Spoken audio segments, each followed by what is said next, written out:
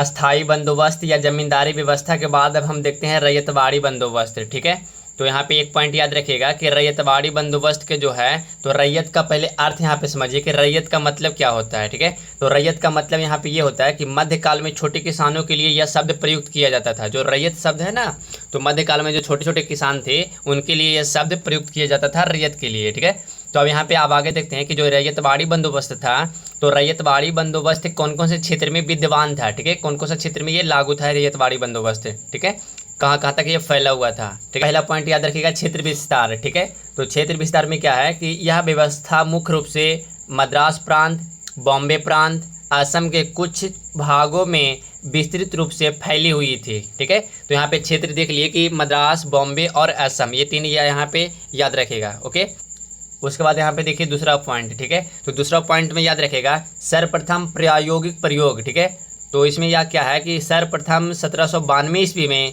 Captain read एवं Thomas Munro द्वारा मद्रास के 12 महल क्षेत्र में प्रायोगिक तौर पर परीक्षण के लिए इसे लागू किया गया था। ठीक है, रैयतवाड़ी बंदोबस्त का। ठीक है, उसके बाद अब देखिए तीसरा पॉइंट। ठीक है, तो तीसरा पॉइंट में क्या है कि व्यापक स्तर पर क्रियान्वयन। ठीक है, यानी कि 1820 के दशक की बात यहाँ पे है। तो यहाँ पे याद रखिएगा कि 1820 के दशक में बॉम्बे प्रांत में गवर्नर एल्फिस्टन, ठीक है, गवर्नर एल्फिस्टन द्वारा तथा मद्रास प्रांत के गवर्नर थॉमस मुनरो द्वारा तथा इसे संपूर्ण प्रांतों में आधिकारिक रूप से लागू किया गया था। ठीक है, रैयतवाड़ी बंदोबस्त को, तो यहाँ पे याद रखेगा।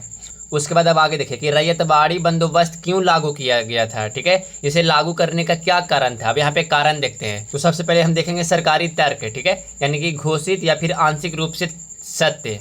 ओके, इसमें पहला पॉइंट याद रखेगा कि जमींदारों का अभाव। ठीक है, सरकार का यह दृष्टिकोण था कि इस क्षेत्र में उत्तर भारत की तरह बड़े जमींदार वर्ग मौजूद नहीं है। ठीक है, इसलिए रैयतवाड़ी बंदोबस्त को यहाँ पे लागू किया गया था। उसके बाद आगे देखिए, उसके बाद यहाँ पे दूसरा पॉइंट याद रखेगा पूर्ववर्ती परंपरा। ठीक है, तो पूर्ववर्ती परंपरा में यहाँ पे याद रखेगा कि मैसूर में हैदर अली और टीपू सुल्तान ने भी किसानों से प्रत्यक्ष रूप से भू राजस्व वसूला था। ठीक है, याद रखेगा पूर्ववर्ती परंपरा थी ये। उसके बाद यहाँ पे देखिए तीसरा पॉइंट कि तर्क एवं मूल्यांकन। ठीक है, तो तर्क एवं मूल्यांकन में याद रखिएगा कि सरकार का यह तर्क आंशिक रूप से ही सही था, क्योंकि इन क्षेत्रों में भी स्थानीय स्तर पर प्रभावी जमींदार मौजूद थे। ठीक है, याद रखिएगा मीरासदार एवं पॉलीगार, यहाँ पे याद रखिएगा ये। अब उसके बाद हम यहाँ पे देखते हैं रैयतवाड़ी व्यवस्था जो थी उसका वास्तविक कारण देखते हैं एवं विशेषता को। ठीक है, कि जो रैयतवाड़ी व्यवस्था थी उसका वास्तविक कारण क्या था और उसका विशेषता क्या था। ठीक है, तो हम अब इसी को देखने वाले हैं। तो याद रखिएगा कि रैयतवाड़ी बंदोबस्त या व्यवस्था में वास्तविक कारण में कंपनी के अपने हित। ठीक है, याद रखेगा, तो वास्तविक कारण में क्या देख रहे हैं हम लोग, कंपनी के अपने हित। ठीक है, इसमें पहला पॉइंट याद रखेगा कि औद्योगिक क्रांति एवं बाजार निर्माण। ठीक है, यानी कि ब्रिटिश औद्योगिक क्रांति के कारण भारत को ब्रिटिश निर्मित माल के बाजार के रूप में स्थापित करने की योजना बनाई गई। ठीक है, इसके लिए आवश्यक था कि बिचौलियों को हटाकर भारतीयों के पास कुछ क्रय क्षमता यानी कि खरीदने की शक्ति छोड़ी जाए। ठीक है, तो यहाँ पे याद रखेगा। उसके बाद यहाँ पे देखिए दूसरा पॉइंट। ठीक है, तो दूसरा पॉइंट में क्या है कि राजस्व में वृद्धि की संभावना। ठीक है, तो इसमें क्या है कि सरकार आय में भविष्य की वृद्धि की संभावना को बनाए रखना चाहती थी, जो कि अस्थाई जमींदारी या अस्थाई बंदोबस्त या जमींदारी व्यवस्था में हमेशा के लिए समाप्त हो चुकी थी। ठीक है, याद रखिएगा। उसके बाद आगे देखिए, उसके बाद यहाँ पे नोट में एक पॉइंट लिखे हैं, उसको याद रखिएगा कि ब्रिटेन में उपयोगितावादी विचारधारा का प्रभाव। ठीक है, तो इसमें याद रखिएगा कि इस समय ब्रिटेन में जेरेमी बेंथम एवं जेम्स मिल की उपयोगितावादी विचारधारा का प्रभाव बढ़ रहा था। ये विचारधारा जमींदार विरोधी दृष्टिकोण रखते थे और उनका मानना था कि सरकार को ऐसी नीतियां लानी चाहिए जिससे अधिकतम लोगों को अधिकतम लाभ सुख मिले। ठीक है, याद रखिएगा यहाँ पे। उसके बाद अब आगे देखते हैं रैयतवाड़ी बंदोबस्त की प्रमुख विशेषता। अब उसके बाद हम देखते हैं रैयतवाड़ी बंदोबस्त की प्रमुख विशेषता को। ठीक है, तो इसमें पहला पॉइंट याद रखिएगा कि भूमि का मालिकाना हक। कि भूमि का मालिकाना हक कौन होगा, भूमि का मालिक कौन होगा, किस। ठीक है, तो यहाँ पे याद रखिएगा कि किसानों या फिर रैयतों को भूमि का वास्तविक स्वामी माना गया। ठीक है, याद रखिएगा। उसके बाद यहाँ पे हालांकि मालिक बनाने से पूर्व भूमि की सर्वेक्षण एवं विस्तृत जांच पड़ताल की गई थी। ठीक है, याद रखिएगा। उसके बाद यहाँ पे दूसरा पॉइंट याद रखेगा, बेदखली की शर्त। ठीक है, इसमें क्या है कि जमींदारी बंदोबस्त की तरह ही रैयतों पर भी यह शर्त लगाई गई थी कि निश्चित समय पर भू राजस्व न देने पर सरकार द्वारा भूमि जब्त कर ली जाएगी। ठीक है, जैसे यहाँ पे बताए थे ना जमींदारी बंदोबस्त में कि सूर्यास्त कानून के अंतर्गत में एक शर्त था कि सूर्यास्त होने से पूर्व 10/11 भाग जमींदार कंपनी को पहुँचाएगा। ठीक है, कंपनी के खजाना में। तो उसी तरह से यहाँ भी है कि अगर निश्चित समय अवधि में भू राजस्व न देने पर क्या होगा कि सरकार द्वारा भूमि को जब्त कर लिया जाएगा। भले ही मालिकाना हक रैयतों या किसानों के पास है, लेकिन लगान समय पर देना ही होगा। ओके, ये रैयतवाड़ी बंदोबस्त में था। उसके बाद अब आगे देखिए, उसके बाद यहाँ पे तीसरा पॉइंट देखिए। तो इसमें क्या है कि राजस्व निर्धारण की पद्धति। ठीक है, इसमें याद रखिएगा कि भू राजस्व निर्धारण हेतु कुल उपज में से उत्पादन खर्च निकालने के बाद जो शुद्ध बचता है या बचत होती थी उसका 50% या उससे अधिक लगान के रूप में तय किया गया था। ठीक है, याद रखिएगा। इसका मतलब ये है कि राजस्व निर्धारण की पद्धति यहाँ पे लागू था कि भू राजस्व निर्धारण हेतु कुल उपज में, यानी कि जो उपज होगा उसके उत्पादन खर्च निकालने के बाद जो शुद्ध बचत होगी या होती थी उसका 50% या उससे अधिक लगान के रूप में तय किया गया था। ठीक है, याद रखिएगा। उसके बाद चौथा पॉइंट यहाँ पे देखिए, प्राकृतिक आपदा में राहत। ठीक है, यानी कि रैयतवाड़ी बंदोबस्त में ये था कि अगर किसी प्राकृतिक आपदा यानी सुखाड़ बाढ़ के कारण अगर फसल नष्ट हो जाती है या उस वर्ष से उपज कम होती है तो उसी के आधार पर यहाँ पे रैयतवाड़ी बंदोबस्त में यहाँ पे छूट दी गई थी। ठीक है, किसानों को राहत दी गई थी। लेकिन ऐसा जमींदारी बंदोबस्त में नहीं था, वहाँ पे कोई छूट नहीं था। भले आपका उपज हो या ना हो, जमींदारी बंदोबस्त या अस्थायी बंदोबस्त के अंतर्गत में आपको लगान देना ही पड़ेगा। लेकिन यहाँ पे रैयतवाड़ी बंदोबस्त में क्या था कि अगर किसी प्राकृतिक आपदा के कारण अगर आपके खेत का फसल यानी किसानों का फसल नष्ट हो जाती है किसी प्राकृतिक आपदा के कारण, चाहे तो वो बाढ़ के कारण हो या फिर सुखाड़ के कारण हो, ठीक है, सूखा के कारण हो, तो उस स्थिति में क्या था कि यहाँ पे रैयतवाड़ी बंदोबस्त में राहत था किसानों का, यानी छूट दिया जाता था। ठीक है, कि भू राजस्व माफ़ किया जाता था उस साल या फिर कुछ और ऐसा करके। तो याद रखिएगा यहाँ पे चौथा पॉइंट वही है, प्राकृतिक आपदा में राहत। कि प्राकृतिक आपदा के समय नियमों में भू राजस्व राहत छूट का प्रावधान था। ठीक है, फिर उसके बाद देखिए पाँचवा पॉइंट। ठीक है, तो पाँचवा पॉइंट में क्या है, आवधिक पुनर्निर्धारण। ठीक है, यानी समय का पुनः फिर से निर्धारण करना। यानी कि यहाँ पे क्या है कि सामान्यतः 30 वर्षों के अंतराल पर सरकार द्वारा भू राजस्व की दरों को पुनः निर्धारण करने का नियम था। इसमें मान लीजिए कि 2026 में 10 केजी देने का प्रावधान है। ठीक है, तो इसके 30 साल बाद यानी कि 2056 में, ठीक है, 2056 में चाहेगा तो 5 केजी के जगह पे 15 केजी या फिर 20 केजी कर दिया जाएगा। यानी इसके दर को पुनर्निर्धारण करने का इसमें नियम बनाया गया था। ठीक है, याद रखिएगा। उसके बाद अब आगे चलिए, आगे देखते हैं रैयतवाड़ी बंदोबस्त का प्रभाव। ठीक है, कि रैयतवाड़ी बंदोबस्त का प्रभाव किस किस पर क्या क्या प्रभाव पड़ा। ठीक है, तो सबसे पहले हम देखेंगे सरकार पर प्रभाव, उसके बाद किसानों पर प्रभाव। ठीक है, तो रैयतवाड़ी बंदोबस्त के प्रभाव में सबसे पहले हम देखेंगे सरकार पर प्रभाव। ठीक है, कि सरकार पर इसका क्या प्रभाव पड़ा था। तो सबसे पहले यहाँ पे याद रखिएगा सकारात्मक प्रभाव में पहला पॉइंट कि जिन वास्तविक उद्देश्यों या आय में निरंतर वृद्धि एवं बाजार विस्तार को ध्यान में रखकर सरकार ने इस रैयतवाड़ी बंदोबस्त को लागू किया था उसमें एक बड़ी सीमा तक सफलता प्राप्त हुई थी। ठीक है, याद रखिएगा, यानी उनको सफलता मिली थी बड़ी सीमा तक। उसके बाद हम देखते हैं नकारात्मक प्रभाव। ठीक है, तो नकारात्मक प्रभाव में पहला पॉइंट यहाँ पे याद रखिएगा प्रशासनिक खर्चों में भारी वृद्धि। ठीक है, बंदोबस्त को लागू करने एवं प्रत्यक्ष भू राजस्व वसूलने के लिए बड़ी संख्या में कर्मचारियों को आवश्यकता हुई, जिससे सरकारी प्रशासनिक व्यय बहुत बढ़ गया था। ठीक है, यहाँ पे याद रखिएगा। उसके बाद अब आगे देखिए, उसके बाद 2 नंबर में देखिए किसानों पर प्रभाव यानी कि रैयतों पर प्रभाव। ठीक है, इसमें सकारात्मक प्रभाव देखिए, तो इसमें सबसे पहला पॉइंट याद रखिएगा कि अपेक्षाकृत बड़े एवं मध्यम श्रेणी के किसानों को लाभ हुआ था। भू राजस्व देने के बाद भी उसके पास पर्याप्त अधिशेष बच जाता था जिसका वे कृषि सुधार व अन्य कार्यों में निवेश कर सकते थे। ठीक है, ये सकारात्मक प्रभाव था किसानों पर। ठीक है, याद रखिएगा कि बड़े एवं मध्यम श्रेणी के किसानों को लाभ हुआ था और भू राजस्व देने के बाद भी उनके पास पर्याप्त धन या संपत्ति या फिर अनाज उपज बच जाती थी अधिशेष। ठीक है, जिसको कृषि सुधार व अन्य कार्यों में निवेश कर सकते थे। ठीक है, अब उसके बाद देखिए यहाँ पे रैयतवाड़ी बंदोबस्त के जो किसानों पर नकारात्मक प्रभाव पड़ा था उसको देखिए यहाँ पे, तो छोटे किसानों पर करों का अत्यधिक बोझ। ठीक है, कि छोटे किसानों की दशा जमींदारी बंदोबस्त जैसी ही दयनीय हो गई।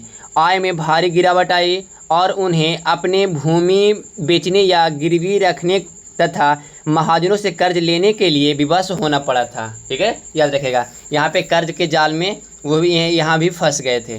ठीक है, उसके बाद आगे देखिए। अब उसके बाद यहाँ पे देख लेते हैं तुलनात्मक विश्लेषण एवं प्रमुख परीक्षा अभ्यास के लिए कुछ इंपॉर्टेंट फैक्ट वगैरह। ठीक है, तो यहाँ पे देखेंगे हम जमींदारी व्यवस्था और रैयतवाड़ी व्यवस्था को दोनों तुलना करके देखेंगे इंपॉर्टेंट प्रीलिम्स के लिए फैक्ट। ठीक है, तो याद रखिएगा। तो यहाँ पे देखिए प्रमुख क्षेत्र पहले देखते हैं कि जमींदारी व्यवस्था का प्रमुख क्षेत्र कहाँ कहाँ कौन कौन था। तो जमींदारी व्यवस्था में याद रखिएगा बंगाल, बिहार, उड़ीसा और बनारस। ठीक है, याद रखिएगा। और ये जो जमींदारी व्यवस्था थी 19% क्षेत्र में था फैला हुआ। और ये रैयतवाड़ी बंदोबस्त में देखिए मद्रास, बम्बई और असम, और ये 51% में फैला हुआ था रैयतवाड़ी बंदोबस्त। ठीक है, तो याद रखिएगा यहाँ पे क्षेत्रफल और क्षेत्र देख लिए कौन कौन से क्षेत्र में था और कितना क्षेत्रफल में ये फैला हुआ था। ओके, उसके बाद दूसरा देखिए लागू होने का वर्ष यानी तिथि और उसका जनक। ठीक है, किसने लागू किया था और कब किया था। तो यहाँ पे देखिए जमींदारी व्यवस्था 1793 ईस्वी में लॉर्ड कॉर्नवालिस ने इसे लागू किया था। और यहाँ पे रैयतवाड़ी बंदोबस्त इसमें 1820 के दशक में थॉमस मुनरो एवं एल्फिस्टन ने लागू किया था। ठीक है, याद रखिएगा यहाँ पे रैयतवाड़ी बंदोबस्त को। उसके बाद आगे देखिए यहाँ पे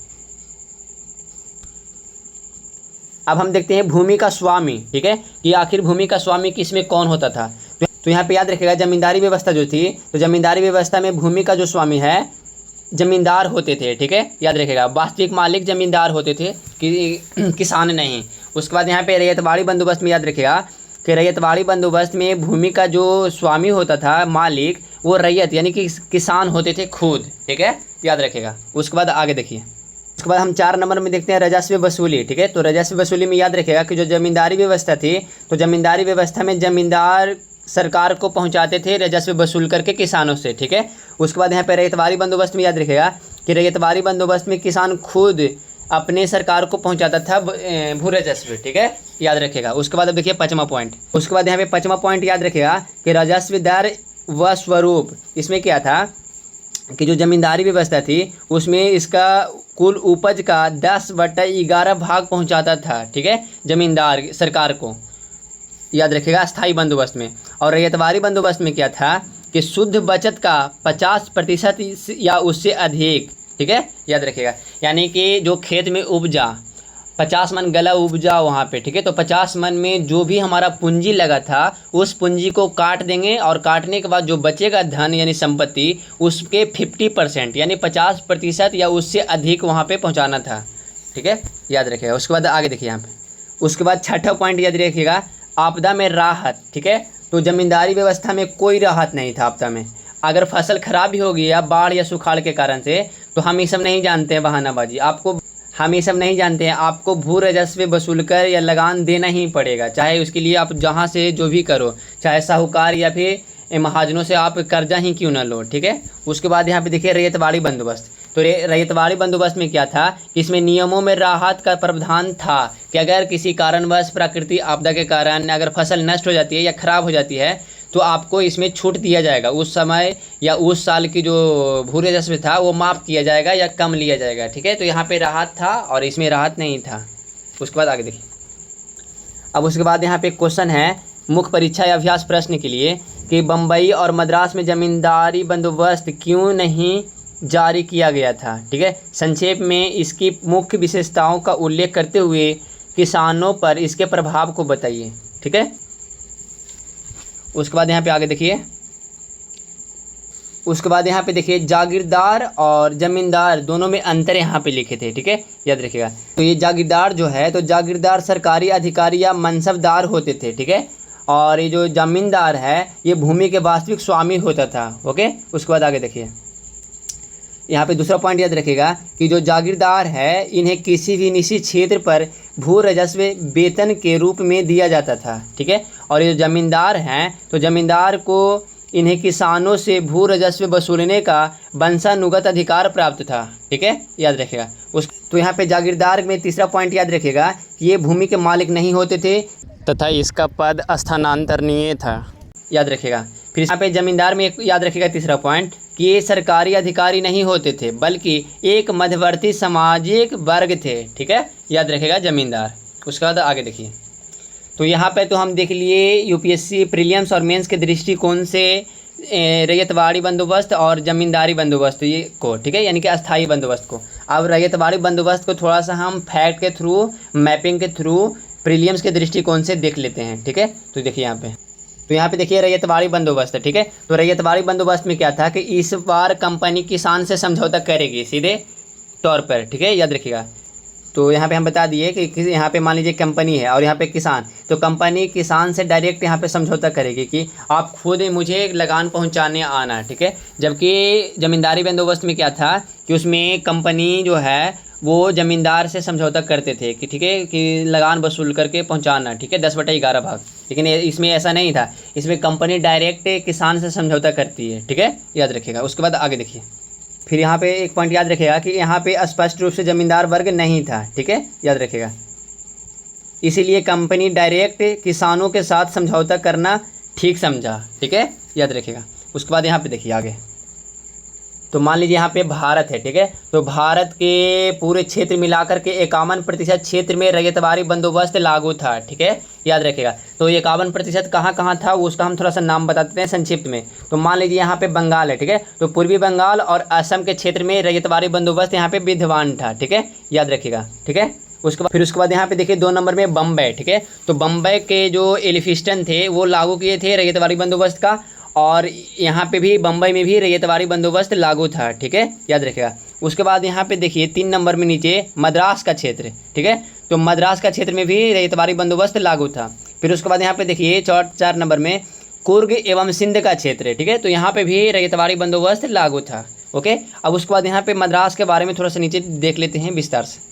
यहाँ पे देखिए 3 नंबर में जो हम मद्रास बताए, तो 3 नंबर में मद्रास के बारे में याद रखिएगा कि जो मूल रूप से रैयतवाड़ी बंदोबस्त है वो मद्रास में ही लागू था, ठीक है, याद रखिएगा। उसके बाद यहाँ पे देखिए जो मद्रास है, तो मद्रास में 12 महल ज़िले में कर्नल रीड ने 1792 में इसे सबसे पहले लागू किया था, ठीक है, मद्रास में ही। कौन किए थे? तो कर्नल रीड कहाँ के थे? तो 12 महल ज़िले के थे, ठीक है, याद रखिएगा, और 12 महल ज़िले में लागू किए थे 1792 में, ठीक है। उसके बाद यहाँ पे देखिए तीसरा पॉइंट कि संपूर्ण मद्रास में टॉमस मुनरो ने लागू किया था, ठीक है, यानी कि पूरे संपूर्ण मद्रास में टॉमस मुनरो ने रैयतवाड़ी बंदोबस्त को लागू किए थे, ठीक है, याद रखिएगा। उसके बाद आगे चलिए, उसके बाद यहाँ पे देखिए रैयतवाड़ी बंदोबस्त, ठीक है, तो रैयतवाड़ी बंदोबस्त में सर्वे सिस्टम भी शामिल थी, ठीक है, याद रखिएगा। तो सर्वे सिस्टम में क्या था कि इसमें सबसे पहले बॉम्बे में भूमि का सर्वे किया गया था, ठीक है, और ये सर्वे कौन किए थे? तो प्रिंगल ने किए थे, ठीक है, याद रखिएगा। और ये प्रिंगल कौन थे? तो गवर्नर थे, ठीक है, याद रखिएगा। उसके बाद यहाँ पे देखिए यह दोषपूर्ण था, जो प्रिंगल थे दोषपूर्ण था, ठीक है। उसके बाद इसे बिलगेट और गोल्ड स्तंभ सही किए थे, ठीक है, याद रखिएगा। उसके बाद आगे देखिए, अब उसके बाद रैयतवाड़ी बंदोबस्त के शॉर्ट में यहाँ पे विशेषता देख लेते हैं, ठीक है। तो पहला विशेषता याद रखिएगा कि यहाँ पे जमींदार वर्ग नहीं था, ठीक है, याद रखिएगा। जैसे में मद्रास, पश्चिम बंगाल, असम, बॉम्बे, कुर्ग, सिंध क्षेत्र, ठीक है, यहाँ पे जमींदार वर्ग नहीं थे। फिर उसके बाद यहाँ पे दूसरा पॉइंट याद रखिएगा कि किसान के साथ समझौता किया गया था, ठीक है, कंपनी किए थे किसान के साथ डायरेक्ट समझौता। जबकि ज़मींदारी बंदोबस्त में क्या था कि वहाँ पर जो कंपनी थे ज़मींदार से समझौता किए थे, ठीक है, ज़मींदार को बोला गया था कि आप किसानों से भू लगान वसूल करके कंपनी के खजाने में पहुँचाना। जबकि यहाँ पर रैयतवाड़ी बंदोबस्त में क्या था, यहाँ पे डायरेक्ट समझौता किया गया था किसान को कि आप ही मुझे लगान लेकर के आना पहुँचाने, ठीक है। उसके बाद आगे देखिए तीसरा पॉइंट, फिर उसके बाद तीसरा पॉइंट में एक रिकॉर्डो नाम के व्यक्ति का नाम याद रखिएगा। इनकी लगान संबंधित विचारधारा बहुत फेमस थी, ठीक है। इस विचारधारा में रिकॉर्डो कहते हैं कि सरकार का प्रत्यक्ष संबंध होना चाहिए किसान के साथ में, कोई भी बिचौलिया नहीं होना चाहिए, ठीक है। प्रत्यक्ष संबंध का मतलब यहाँ पे डायरेक्ट संबंध होना चाहिए यहाँ पे किसान के साथ में सरकार का, इसके बीच में कोई भी बिचौलिया जमींदार नहीं होना चाहिए, ठीक है, याद रखिएगा। रैयतवाड़ी बंदोबस्त के विशेषता में चौथा पॉइंट याद रखिएगा कि इसमें पुनर्निर्धारण का प्रावधान था, ठीक है, यानी लगान या भू राजस्व का पुनर्निर्धारण का स्थान था 30 वर्षों का अंतराल में, ठीक है, याद रखिएगा। उसके बाद यहाँ पे देखिए कि किसी भी तरह का फिक्स्ड नहीं किया गया था, ठीक है, यानी नहीं था कि इतना ही देना पड़ेगा। इसमें पुनर्निर्धारण का यहाँ पे व्यवस्था थी, प्रावधान था कि लगान या भू राजस्व का जो दर है हम चेंज कर सकते हैं, यानी पुनर्निर्धारण कर सकते हैं फिर से कि मान लीजिए 2026 या 2027 में 5 केजी अनाज ले रहे हैं, तो कुछ साल के बाद यानी 30 साल के अंतराल में कभी भी हम इस व्यवस्था, इस प्रणाली या इस भू राजस्व की जो दर है इसको हम बदल सकते हैं। तो 5 किलो के जगह पे हम 25 किलो भी ले सकते हैं, ये हमारा नियम है। ओके, उसके बाद आगे देखिए। इसलिए रैयतवाड़ी बंदोबस्त में इस चीज़ का कंसिडर किया गया कि 20 से 30 वर्षों में भू राजस्व का पुनर्निर्धारण किया जाएगा। ठीक है, जो हम अभी बताए, याद रखिएगा। उसके बाद आगे देखिए। उसके बाद 5वां पॉइंट यहाँ पे याद रखिएगा, सर्विस सिस्टम। ठीक है, रैयतवाड़ी बंदोबस्त में सर्विस सिस्टम का प्रावधान था। इस सर्विस सिस्टम में क्या हुआ था कि बंजर भूमि सामुदायिक संपत्ति, जो सार्वजनिक संपत्ति है, ठीक है, वो अब सीधे तौर पर सरकार के नियंत्रण में चले गया था। ठीक है, याद रखिएगा, ये सर्विस सिस्टम के अंतर्गत यानी रैयतवाड़ी बंदोबस्त में। ठीक है, उसके बाद आगे देखिए। उसके बाद यहाँ पे हमारा रैयतवाड़ी बंदोबस्त भी कंप्लीट हो जाता है। ठीक है, अब यहाँ तक भू राजस्व व्यवस्था में हम लोग 2 व्यवस्था पढ़ लिए, जिसका नाम था जमींदारी व्यवस्था या अस्थाई बंदोबस्त, और उसके बाद दूसरा नंबर में पढ़े हम लोग रैयतवाड़ी बंदोबस्त। ठीक है, तो रैयतवाड़ी बंदोबस्त पढ़ने के बाद अब हम लोग पढ़ रहे हैं महालवाड़ी बंदोबस्त। ठीक है, तो याद रखिएगा। तो ये महालवाड़ी बंदोबस्त को हम नेक्स्ट क्लास में पढ़ेंगे। ठीक है, इस टॉपिक पर नेक्स्ट वीडियो एक नया बनाते हैं अलग से। ओके, तो मिलते हैं नेक्स्ट वीडियो में। Thank you.